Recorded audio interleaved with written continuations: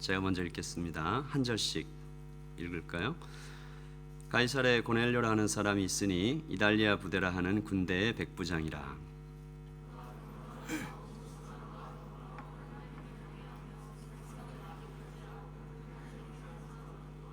하루는 제9시쯤 되어 환상 중에 밝히 봄에 하나님의 사자가 들어와 이르되 고넬료야 하니,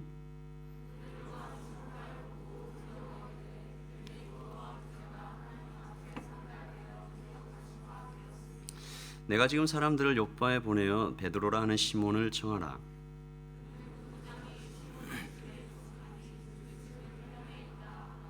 마침 말하던 천사가 떠나매 고넬료가 집안 하인 둘과 부하 가운데 경건한 사람 하나를 불러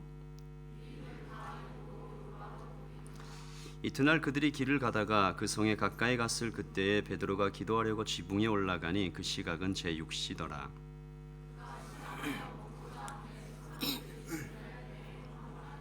하늘이 열리며 한 그릇이 내려오는 것을 보니 큰 보자기 같고 내 귀를 메어 땅에 들이웠더라.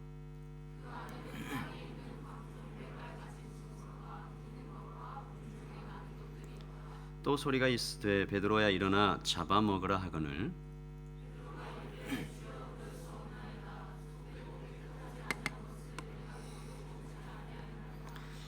또 두 번째 소리가 있으되 하나님께서 깨끗하게 하신 것을 내가 속되다 하지 말라 하더라.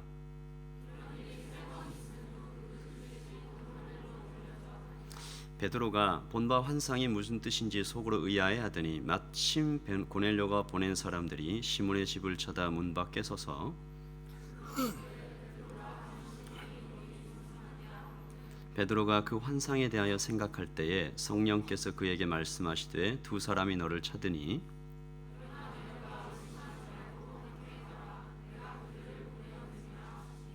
베드로가 내려가 그 사람들을 보고 이르되 내가 곧 너희가 찾는 사람인데 너희가 무슨 일로 왔느냐.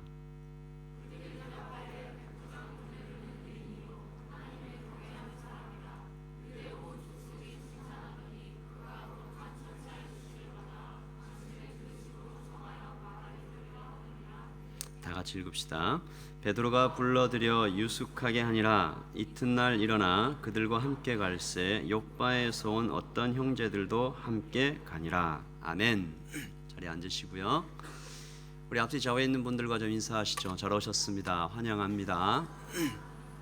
네. 특별히 우리 시험을 치르고 있는 우리 대학생 형제 자매들에게 응원을 보냅니다. 힘내시고 예배 시간에 졸지 마세요. 다 보입니다. 여기서. 우리는 지난주에 2주 전이죠. 2주 전에 사울에 대해서 좀 살펴봤습니다. 정확하게는 사울의 회심이죠. 사울아 사울아 내가 어찌하여 나를 핍박하느냐. 주여 누구십니까? 나는 내가 핍박하는 예수니라. 사울은 그 음성을 듣자마자 그 자리에서 엎어지고 깨지고 꺾였습니다. 그리고 다시 태어나죠.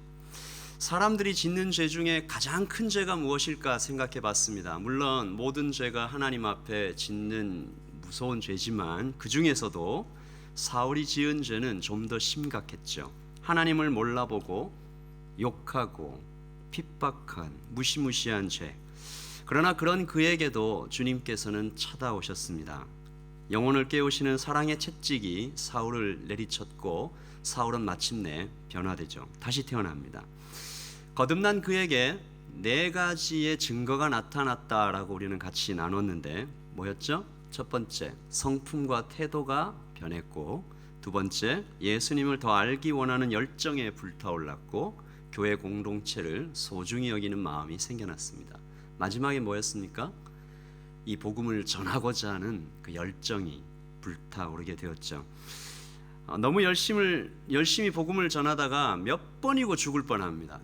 그러니까 예수님을 만나고 변화되자마자 복음을 전하기 시작하는데 너무 열심히 전하다가 몇 번이고 죽을 뻔하는 그를 보면서 도전도 받고 한편 제 마음이 좀 짠하게 됐습니다. 얼마나 죄송했으면 저렇게까지 할까? 얼마나 미안했으면 저 정도 할까? 또 얼마나 주님이 좋았으면 또 저렇게까지 했을까? 광주리를 타고 성벽을 내려오는 사울을 생각하면서 여러분과 저도 주님 앞에서 언제나 죄송해했으면 좋겠다. 또 언제나 주님을 너무 사랑하는 죄송한 마음, 사랑하는 마음, 그 두 가지 항상 함께 가지고 평생 살면 좋겠다. 그런 소원을 품기도 했습니다. 오늘은 사도행전에서 굉장히 큰 터닝 포인트가 되는 10장을 살펴보는 시간인데요. 우리가 사랑하는 남자 베드로입니다. 실수가 많은 사람, 실패자였던 사람, 눈물이 많은 사람, 다혈질. 여러분 중에 혹시 성격이 다혈질인 분 계십니까? 자긴 잘 몰라요. 옆 사람이 압니다. 이 베드로가 이 롤러코스터 같은 인생을 살았습니다. 올라갔다 내려갔다. 갈릴리의 전형적인 어부였다가 제자가 되죠. 밤을 꼬박 새웠는데 고기를 한 마리도 못 잡은 그날 아침 갈릴리 호숫가에서 예수님을 만납니다. 다시 나가서 그물을 내려라. 신기한 것은 베드로가 그 말에 순종하죠. 무엇에 이끌린 듯 피곤한 몸을 이끌고 다시 나가 그물을 내렸더니 어떻게 됩니까? 그물이 터져나가도록 물고기가 잡힙니다. 그 이후에 베드로의 태도가 굉장히 인상적이죠. 예수님 앞에 엎드려 주여 나를 떠나소서 나는 죄인입니다. 그때부터 베드로의 인생이 다시 시작되죠. 하나님 앞에 죄인으로 자신을 발견했던 때, 여러분 언제입니까? 하나님 앞에 나를 죄인으로 발견했던 때, 그때부터 사람의 인생이 달라지죠.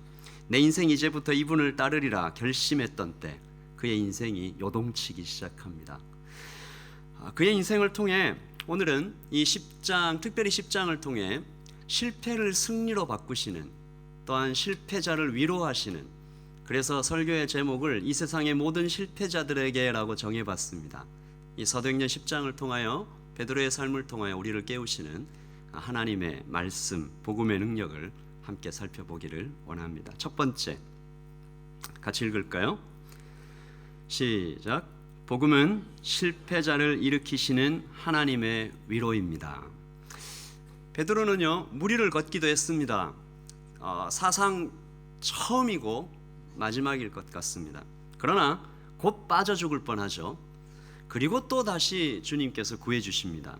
주는 그리스도시요 살아계신 하나님의 아들입니다 라는 고백을 드리죠. 최고의 고백입니다. 그러나 그 고백 채 끝나기도 전에 얼마 못 가서 사탄아 내 뒤로 물러가라 무섭게 혼이 나기도 합니다. 그러니까 칭찬과 혼나는 것을 동시에 들었던, 산 위에 올라가서 예수님의 얼굴과 옷이 빛나자, 그리고 모세와 엘리야가 나타나자 베드로가 또 큰 소리로 말하죠. 여기가 너무 좋으니까 텐트 3개를 치고 함께 있기를 원합니다. 근데 예수님께서 그냥 내려가자, 민망한 상황이 연출되기도 합니다. 그러나 무엇보다 베드로에게 가장 참혹하고 뭐라고 표현해야 될까요? 가장 부끄러운 날, 가장 마음에 이렇게 칼처럼 이렇게 찢어져 있는 그런 실패는 아마 주님께서 십자가 지시기 전날 밤, 나는 주와 함께 죽을지언정 주님을 배반하지 않겠습니다, 그렇게 큰 소리 쳤던 그날 밤이 아닐까 생각해 봅니다. 예수님이 2번 물어봤거든요. 처음에 너희들이 다 나를 떠나리라. 그러니까 베드로가 나와가지고 안 떠납니다. 아니 네가 닭 울기 전에 3번 나를 부인할 거라니까. 그러니까 베드로가 화를 막 이렇게 큰 소리로 내가 주와 함께 죽을지언정 난 주님 떠나지 않겠습니다, 그렇게 얘기하죠. 이 베드로의 자신만만한 소리를 들으면서 예수님의 마음이 얼마나 찢어졌을까 생각해 봅니다. 베드로는 우리가 잘 알다시피 그날 밤 주님을 3번 부인하죠. 마지막 3번째 주님을 저주하면서까지 부인했을 때, 바로 그때 닭이 웁니다. 그리고 그때 예수님의 눈과 베드로의 눈이 딱 마주치죠.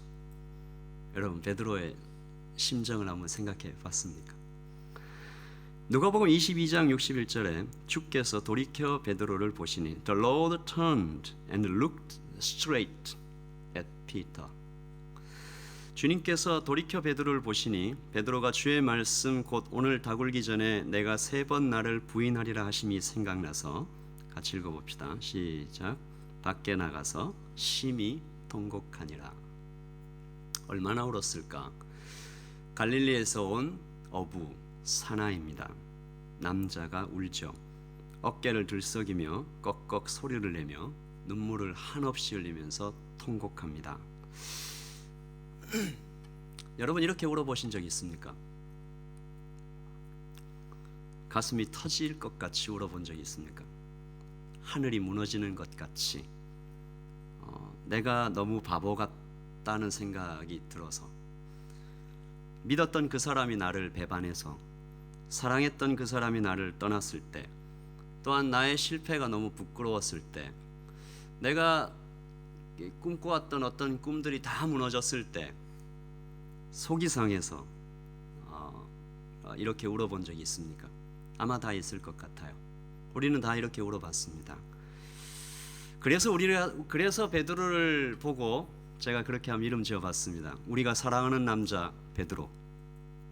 우리들처럼 실수가 많고 실패가 많고 자신 있게 주님과 함께 죽겠다고 소리를 쳤다가도 하루도 지나지 않아 배신하는 사람. 그 부끄러운 실패가 꼭 우리와 같아서 베드로는 이 땅의 모든 실패자들에게 주시는 하나님의 위로 같은 사람입니다. 왜 베드로를 통해서 실패자들이 위로를 받을 수 있는 것입니까? 그 이유는 단 하나밖에 없죠. 주님께서 그 어떤 실패자에게도 쳐다오시기 때문입니다. 다른 게 아니죠.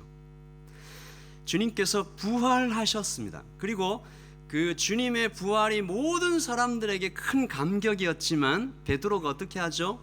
주님의 부활을 다 보고 나서도 베드로의 마지막 결정은 고향으로 돌아가는 것이었습니다. 베드로의 말이 참 쓸쓸하죠. 나는 물고기 잡으러 가노라. 여보게, 나는 이제 물고기 잡으러 가네. 나는 더 이상 주님을 따를 자격이 없다. 나는 배신을 했었다. 나는 더 이상 아무것도 아니다. 그 마음이죠. 그 절망입니다. 그때 주님께서 베드로를 쳐다오셔서 3번 부르시는 장면. 내가 나를 사랑하느냐? 내가 나를 사랑하느냐? 내가 나를 사랑하느냐? 내 양을 먹이라. 그 부르시던 음성은 언제나 우리들 마음을 굉장히 깊이 만져줍니다. 그러므로 복음은 실패자를 다시 일으키시는 하나님의 위로지요. 베드로가 그렇게 일어납니다. 여러분, 사람이 변하려면 자신의 그릇이 깨져야 된다라는 말을 들어본 적이 있을 것입니다. 이것이 복음이 사람에게 들어왔을 때 첫 번째로 일어나는 반응과 참 유사합니다. 죄인으로 자기가 주님 앞에 드러나는 때, 베드로는요 지금까지 굉장히 많은 변화를 겪어오죠. 갈릴리 어부에서 제자가 될 때도 그의 그릇을 한번 깨뜨렸습니다. 주님을 따라야 되겠다. 제자에서 배신자가 되었을 때, 그리고 배신자에서 제자로 다시 부르심을 받았을 때, 그리고 제자에서 다시 사도로 부르심을 받았을 때 눈부신 변화를 겪어옵니다. 우리는 사도행전에서 베드로가 어떻게 변화되어 왔는지 잘 알고 있습니다. 오순절에 성령께서 오시고 나서 베드로는 능력의 사도로 나타나죠. 3,000명을 회개케 하는 설교를 하고 가는 곳마다 능력이 나타납니다. 오늘 9장에서는요 우리 말씀을 목장에서 이렇게 같이 보면서 얘기를 나누겠지만, 베드로가 애니아라는 여인의 병, 엄청 오래된 8년이나 된 그 중풍병자의 병을 고쳐내는 어떤 그 능력, 그리고 다비다라는 나이 많은 과부가 이미 죽었는데 죽은 사람을 다시 살려내는 기적, 베드로가 능력의 사도로 나타나는 현상들을 봅니다. 그리고 이 기적들을 우리는 하나의 전투로 표현하는 누가의 의도를 발견하죠. 무슨 전투입니까? 병과 복음이 벌이는 전투, 죽음과 복음이 벌이는 전투, 그 전투입니다. 복음이 병과 죽음을 정복해 나가는 그림은 하나님 나라가 어떤 곳인지 상징적으로 보여주죠. 하나님 나라가 임한 곳에 병이 물러간다, 죽음이 없어지고 생명이 찾아온다, 이런 얘기를 하고 있는 것입니다. 죽음이 없고 슬픔이 없는 곳, 상징적이죠. 하나님의 나라는 하나님의 영광이 가득하게 모든 존재들을 가득 채우는 그런 곳입니다. 복음이 전해진 곳마다 그래서 하나님 나라가 임하는 것이죠. 병이 고쳐지고 죽음을 이겨내는 것입니다. 그래서 우리는 이 베드로가 어부에서 제자였다가 배신자로, 배신자에서 다시 사도로 변하며 그리고 능력의 사도로 이렇게 세워져 나가는 그런 과정들을 살펴보며 이렇게 말할 수 있는 것입니다. 우리 저를 한번 따라해 주시죠. 복음은 위로를 실패를 승리로 바꾸시는, 제가 뭐라고 했죠? 위로를 실패로 바꾸는 이렇게 얘기했는데 실패를 승리로 바꾸시는 하나님의 능력입니다. 여러분 모두에게도 여러분 삶의 모든 영역 가운데 실패를 승리로 바꾸시는 복음의 능력을 체험하시기를 예수님의 이름으로 축복합니다. 두 번째입니다. 같이 읽어보죠. 시작. 복음은 둘로 하나를 만드시는 하나님의 능력입니다. 베드로가 에니야를 고치고 다비다를 살린 이후에, 즉 병과 죽음에 맞서 예수 그리스도의 이름으로 승리를 선포한 후에 베드로에게 두 번째 도전이 찾아옵니다. 그 도전이 인종적 차별, 그리고 유대민족과 이방민족의 벽을 허무는, 어쩌면 병과 죽음과의 전투보다 더 어려울 수도 있는 그런 도전이죠. 엄청난 성장입니다. 또 한 번 그의 그릇이 깨지는 순간이죠. 누가는 베드로의 그 딱딱한 그릇을 깨뜨리시고 이방 선교의 새로운 역사를 여시는 이 사도행전 10장에서 한 특별한 한 사람, 이방인 고넬료를 소개합니다. 고넬료, 어떤 사람인가요? 로마의 백부장, 즉 100명의 로마 군사를 지휘하는 고급 장교죠. 가이사랴라는 곳에서 근무를 했었는데요. 가이사랴는 로마의 총독부가 있던 자리입니다. 그러니까 중심지예요. 굉장히 이렇게 중요한 임무를 맡고 있었던.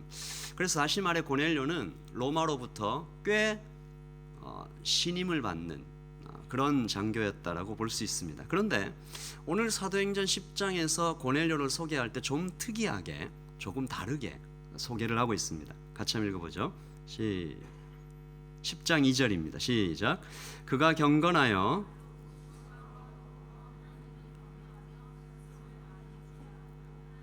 항상 기도하더니.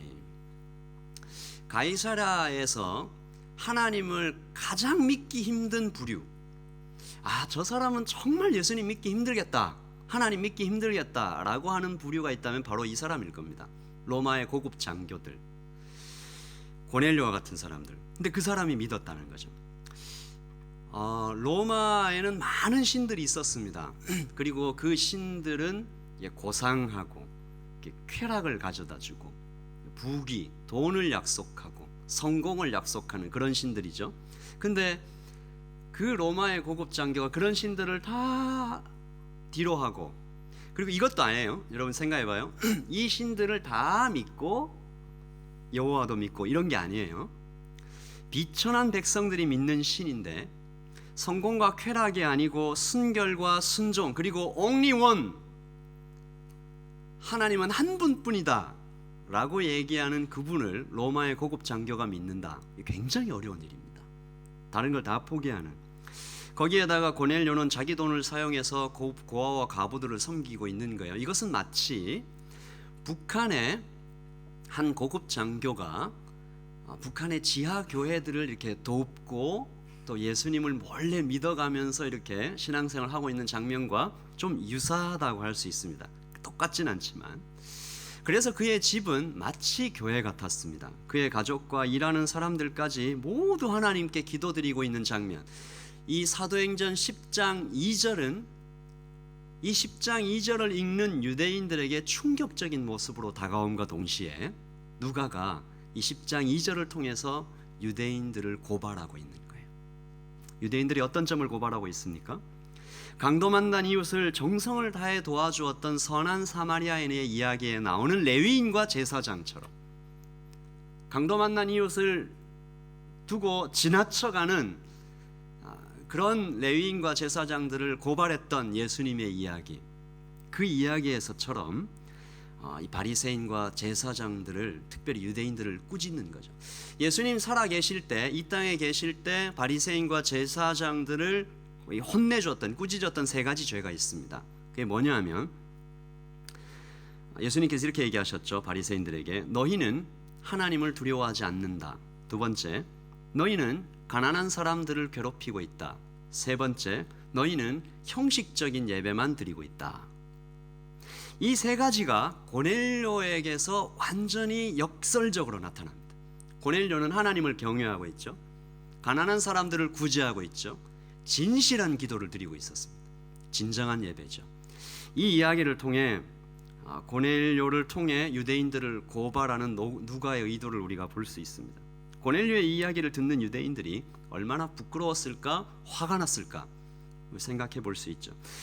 여러분, 유대인들이 이방인을 얼마나 욕하고 무시했는지 잘 알고 있습니다. 존 스토트는 이렇게 말했습니다. 이스라엘은 하나님께서 자신을 선택하셨다라는 이 선택의 교리를 편애의 교리로 바꿨다. 인종적 교만과 증오로 가득 차 있었던 유대인들은 이방인들을 개라고 멸시하고 그들과 자신을 분리하는 전통을 발전시켜 왔다. 어떤 이방인이라 할지라도, 심지어 하나님을 믿는 이방인이라 해도 그의 집에 들어가거나 그들을 자기 집으로 초대하지도 않았다. 물론 이방인과 함께 식탁에 앉지도 않았을 것이다. 유대인들이 그랬어요. 제가 이 고넬료에 대해서 10장 2절을 읽으면서 궁금했던 점은 이겁니다. 여러분도 한번 생각을 해보세요. 어떻게 이런 상황에서 고넬료는 하나님을 믿을 수 있었을까요?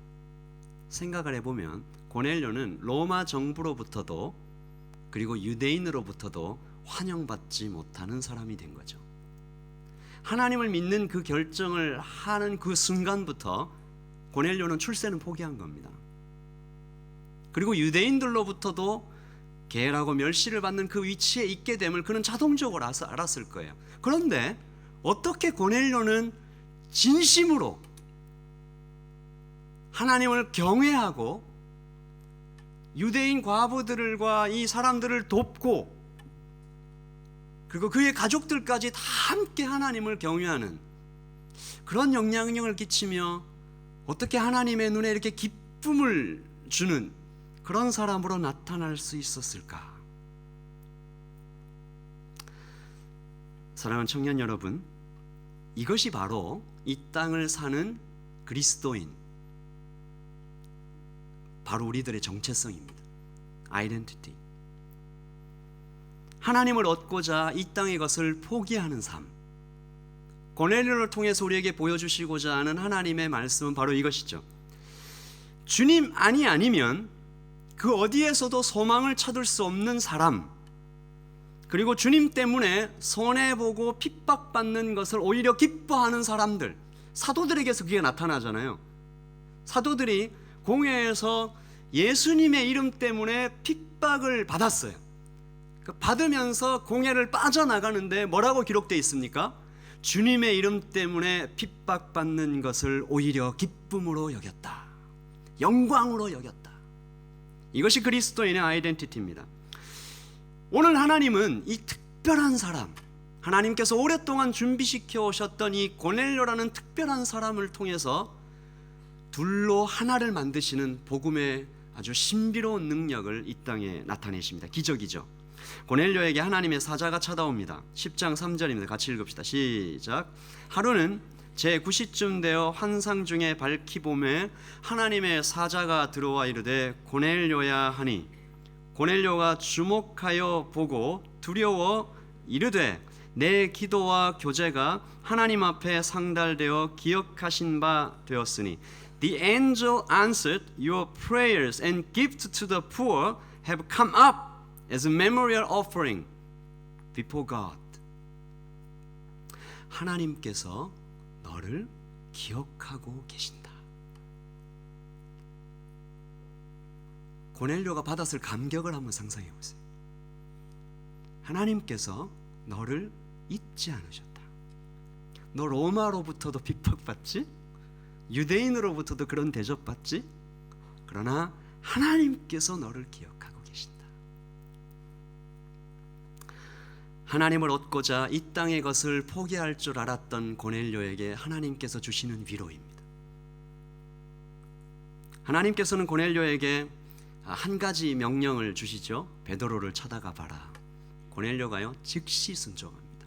경건한 부하 두어 사람을 딸려 보내면서 즉시 가라 이렇게 얘기를 하죠. 이유도 묻지 않습니다. 고넬료의 마음이 이랬을 거예요. 하나님께서 시키셨으니 무슨 이유가 있으시겠지. 기뻐하면서 보냅니다. 하나님께서 나를 쳐다오신 것만 해도 감격스러운데 무슨 이유가 필요할까? 다른 아무것도 필요 없습니다. 우리가 곧잘 고백하는 주님 한 분만으로 나는 만족합니다. 이제 그 고백이 삶으로 나타나고 있는 거죠. 청년 여러분, 하나님께서 이런 사람을 찾고 계십니다. 이처럼 겸손한 마음으로 순종하는 한 사람, 그 한 사람을 찾아내기를 원하십니다.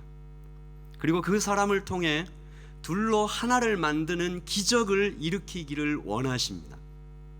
그렇다면 우리의 질문은 이것이죠. 누가 이 땅에서 고넬료가 될 것인가? 하나님을 위해 기꺼이 왕따가 될 수 있는 사람, 하나님이 너무 좋아 이 땅의 것에는 소망을 두지 않는 사람, 하나님께서 그런 사람을 찾아내시기만 하면 그가 이방인이든 유대인이든 부자든 가난하든 재산이 많든 잘생겼든 못생겼든 많이 배웠든 적게 배웠든 하나님 한 분만으로 만족합니다. 내가 이 땅의 것에 소망을 두기보다 하나님만 이렇게 얘기하는 그 사람이 하나님의 손에 들리기만 하면 하나님은 그의 어떤 조건에도 상관없이 하나님 그를 사용하실 것입니다. 사랑하는 청년 여러분, 어쩌면 우리가 마치 고넬료 같지 않습니까? 키위 사회에서도 한국 사회, 한국 본토에서도 뭔가 완전히 소속되지 못하는, 마치 이방인처럼 느껴질 때가 우리에게 종종 있을 수 있습니다. 그러나 이 고넬료의 사건들을 볼 때 오히려 그것이 축복이 아닌가. 고넬료는 로마와 이스라엘이 자신을 거절할 때마다 더욱더 하늘의 소망을 품을 수 있었을 것입니다. 그리고 그 소망이 그를 점점 더 강하게 했고 결국 그는 유대인과 이방인을 하나로 만드는 기적의 그 주인공이 될 수 있었습니다. 그러면 우리는 우리 자신에게 질문할 수 있겠죠. 누가 오클랜드를 하나님과 화목하게 만들겠습니까? 누가 키위들과 아시안들을, 한국인과 중국인을, 한국인과 마오리를 누가 하나님 안에서 하나로 이어주는 그 다리가 될 수 있겠습니까? 오직 코위 청년들만이 할 수 있는 위대한 사역이 있다고 저는 믿습니다. 바로 여러분들 디아스포라, 하나님께서 이 땅에 심어두신 고넬료의 꿈이 여러분의 학교와 직장에서 꽃 피우게 되기를 예수님의 이름으로 축복합니다. 한편 이때 베드로는 아주 특별한 경험을 하고 있었어요. 여러분이 이 이야기를 주일학교를 잘 나온 분들은 다 알고 있습니다.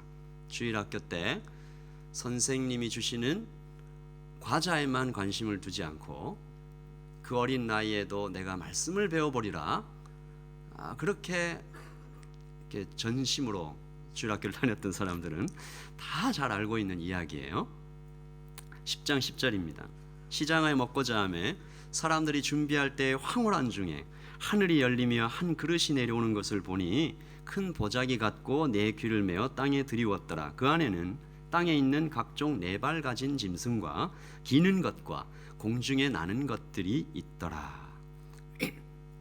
여러분의 주일학교 시절을 연상하시라고 제가 그림도 준비를 해봤습니다. 베드로에게 음식이 가득 담겨 있는 이 보자기가 내려오죠. 하나님께서 잡아먹어라. 못 먹습니다. 잡아먹어라. 이걸 3번이나 합니다. 그렇죠? 한국 사람들한테는 너무 감사한 환상이죠. 하늘에서 음식이 내려온다. 맛있는 음식이. 그런데 유대인들에게는요, 이 음식들 중에 먹지 못하는, 이게 같이 섞여 있는 거예요. 유대인들이 보기에 먹을 수 있는 것과 먹지 못하는 것이 이렇게 막 섞여서 내려오는 거죠. 하나님께서 먹지 말라고 하신 음식이 정해져 있었어요. 이것은 그 당시에 어떤 그 저장 기술 때문에 혹은 우상 숭배에 사용되는 동물들이기 때문에 여러 가지 이유가 있을 수 있지만 중요한 건 성경의 율법에 그렇게 명시가 돼 있었다라는 거죠. 그래서 그걸 철저히 지켰습니다. 유대인들이 이 음식법을 얼마나 철저히 지켰냐면 마카비 시대의 어떤 유대인 팀들은 부정한 음식을 먹으라라고 그 이방 사람들이 와서 억지로 시키니까 자살을 했어요. 그 먹기 싫다고. 그 정도로 이 음식법을 철저히 지켜. 그런데 지금 유대인이었던 베드로에게 불경건하고 혐오스러운 짐승들을 잡아먹으라 라고 명령하시는 장면입니다. 굉장히 특이하고 흥미로운 장면이죠. 그런데 결과가 뭐예요? 결과는 베드로의 실패입니다. 베드로는 또 한 번 실패한 거예요. 왜 그렇습니까? 베드로는 그 환상 중에 지금 자신에게 이 음식 이걸 잡아먹으라고 하는 음성이 하나님인 줄 분명히 알았어요. 하나님께서 잡아먹으라고 얘기하시는 그 주체가 하나님이신 줄 분명히 알았어요. 그런데 못 먹겠습니다. 3번이나 거절을 한 거죠. 3번, 3번. 베드로에게 3번의 의미, 3번. 부끄러운 과거, 지워버리고 싶은 기억. 이 음식의 환상을 통해서 하나님께서는 베드로에게 아직도 남아있던 벽, 아직도 더 깨져야 했던 그것, 유대인과 이방인 사이에 가로막혀 있던 그 벽을 깨뜨리기를 원하셨던 것이죠. 그래서 우리는 마지막 3번째 같이 읽어보십시다. 시작. 실패자를 끝까지 완성하시는 하나님의 섭리를 발견합니다. 칼빈의 5대 결의 중에 성도의 견인이라는 게 있습니다. 하나님께서 한번 딱 붙잡으시면 끝까지 완성하신다. 우리 사도 바울에게서 그걸 발견하죠. 가시체를 통해서 하나님께서 바울을 완성시켜 나가시는 것. 베드로가 어떤 실패를 하든 끝까지 완성시켜. 카이로스, 하나님의 때, 삼위 하나님께서 지금 이방인에게 생명을 얻게 하기 위해서 얼마나 열정적으로 하나하나 준비해 나가는지 우리는 볼 수 있습니다.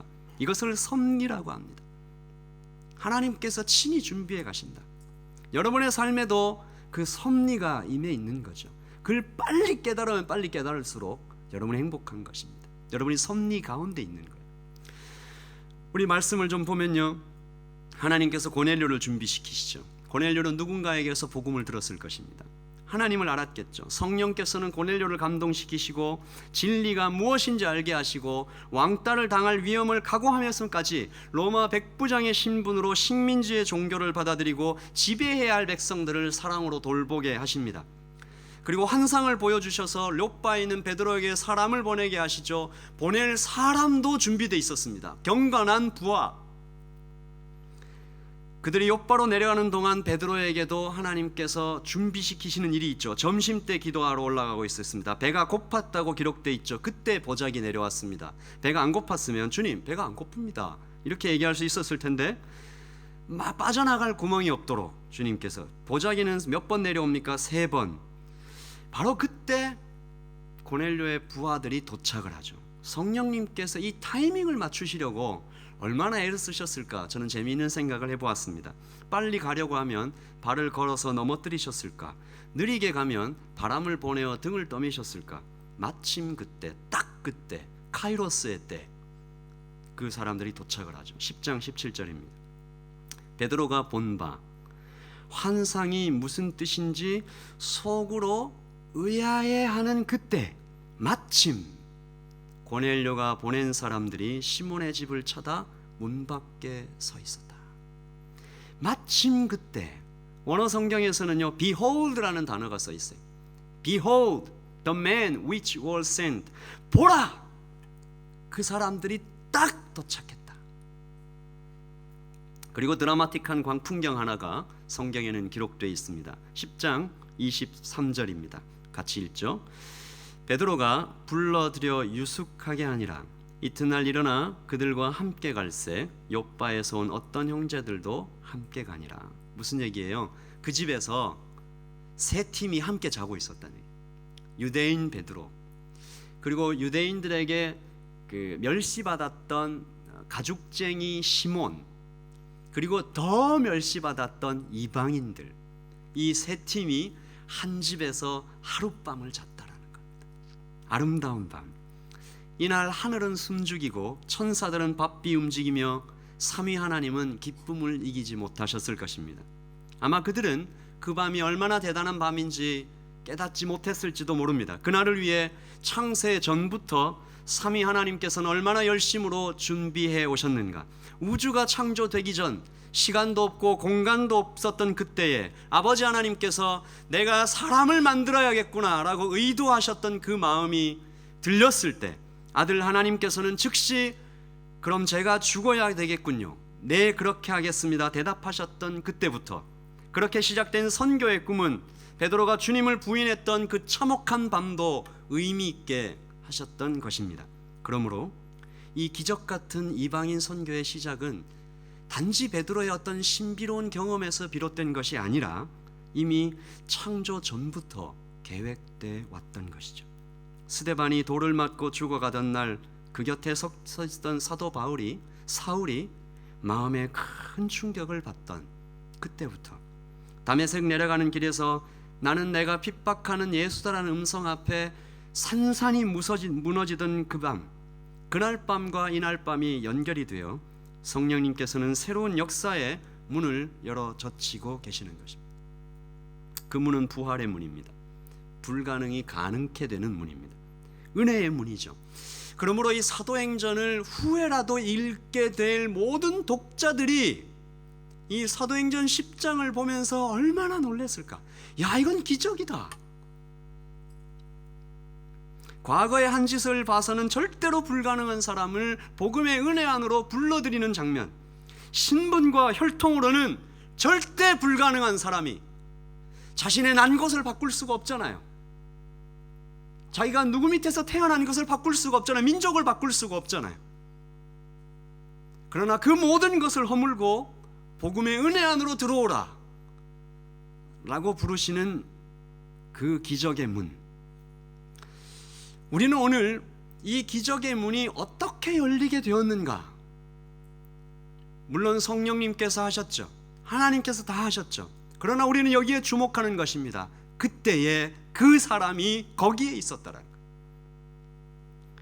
하나님께서 그때 그 사람을 거기 있게 하셨을 때 그는 그 하나님의 말씀에 순종했다 이 말입니다. 고넬료가, 베드로가 이 기적을 가능하도록 주님 앞에 순종했다 그 말입니다. 고넬료의 경건한 부하도 그랬어요. 사울도 준비되어야 했었고 가죽쟁이 시몬의 집도 거기 욥바에 있어야만 했습니다. 그러므로 저는 오늘 여러분에게 묻고 있는 것입니다. 여러분은 지금 어디에 계십니까? 여러분의 물리적인 위치만을 묻는 게 아니죠. 여러분, 하나님께서 아담을 향해서 물으실 때 아담아 내가 어디 있느냐라고 물으시는 그 물음이 물리적인 위치를 묻는 게 아니잖아요. 여러분 어디 계십니까? 하나님 앞에 어느 자리에 계시냐고요.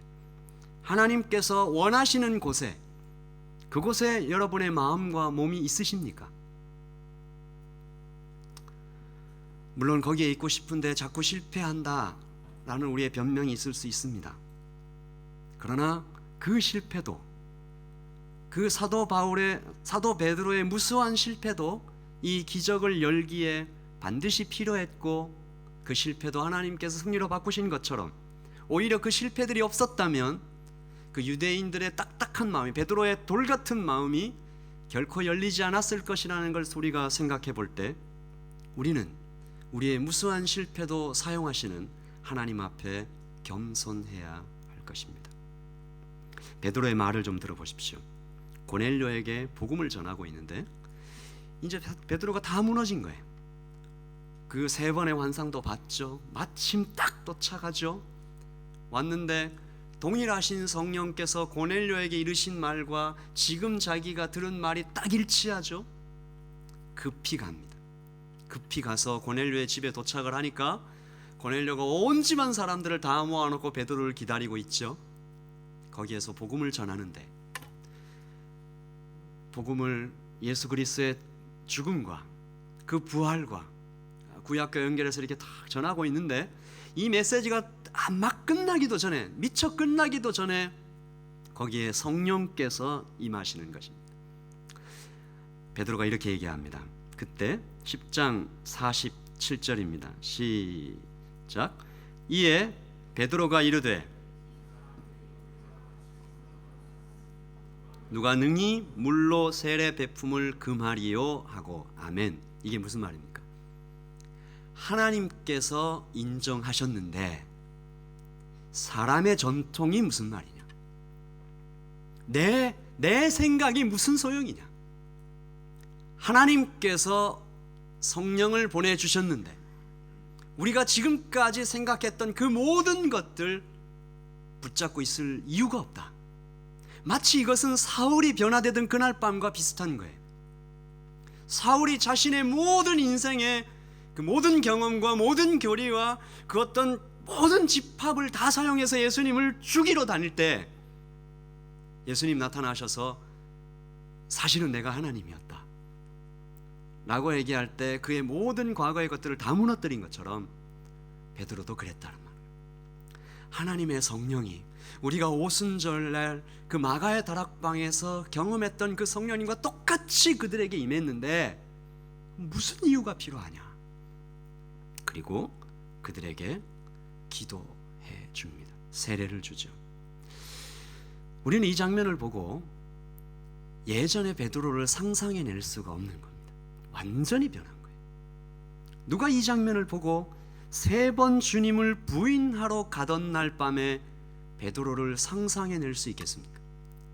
누가 지금 이 베드로를 보고 나는 고기 잡으러 가노라 라고 얘기했던 이 절망에 사로잡혔던 베드로를 상상이나 할 수 있습니까? 여러분, 복음이 이런 것입니다. 복음 안에 우리가 복음 안으로 들어갈 때 마치 포기하는 것 같고 마치 손해보는 것 같고, 그러나 복음 안으로 들어갈 때 사람은 이렇게 눈부시게 바뀌는 거예요.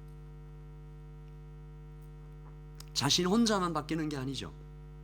그와 연결되었던 모든 사람들에게 축복의 통로가 되는, 너는 복의 근원이 될지라. 복음이 그런 것입니다. 그래서 우리는 질문하는 것입니다. 하나님께서 베드로를 여기까지 오게 하셨다면 나도 그렇게 하실 수 있지 않을까? 주님을 향하여 정면으로 3번이나 저주하며 부인했던 그 참혹한 죄를 저질렀던 베드로 같은 실패자도 여기까지 오게 하실 수 있다면 나도 그렇게 될 수 있지 않을까? 나도 의미 있는 인생을 살 수 있지 않을까? 나도 수많은 사람들을 주님께로 인도하는 그런 사람으로 살 수 있지 않을까? 우리는 그런 소망을 품어보는 것입니다. 복음은 세상의 그 어떤 실패자들에게도 위로가 되시고 승리가 되시고 소망이 되시는 것입니다. 아멘? 큰 소리로 한번 해봐요. 아멘? 자기 자신을 향해서도 그 얘기를 해줘야 되는 거예요. 그리고 여러분들이 돌보고 있는 영혼들이 있죠. 목자는 목원들을 돌보고, 혹시 여러분들 중에 가족에서 여러분 혼자 믿고 있는 사람도 있죠. 그 옆에 있는 사람들한테도 이런 얘기를 해줘야 돼요. 복음은 모든 실패자들에게 위로가 되실 수 있다. 복음이 뭡니까? 복음에 대한 한마디의 가장 간결한 정의가 뭐예요? 복음은 예수 그리스도이십니다. 예수 그리스도를 만나는 자들에게는 모든 실패가 위로가 되며 승리가 되며 소망이 된다.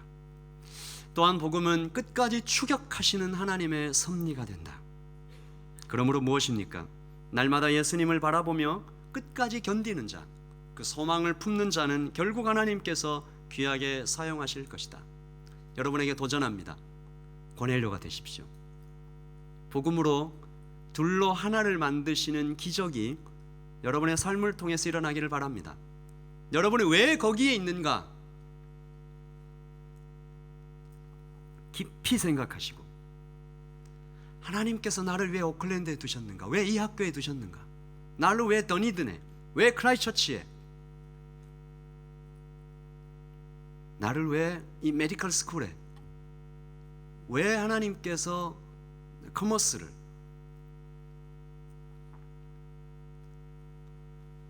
바로 여러분이 그 기적의 문으로 복음을 둘로 하나를 만드시는 그 기적의 문, 그것을 하나님께서 사용하시기 위해 여러분을 부르고 계십니다. 기도하겠습니다.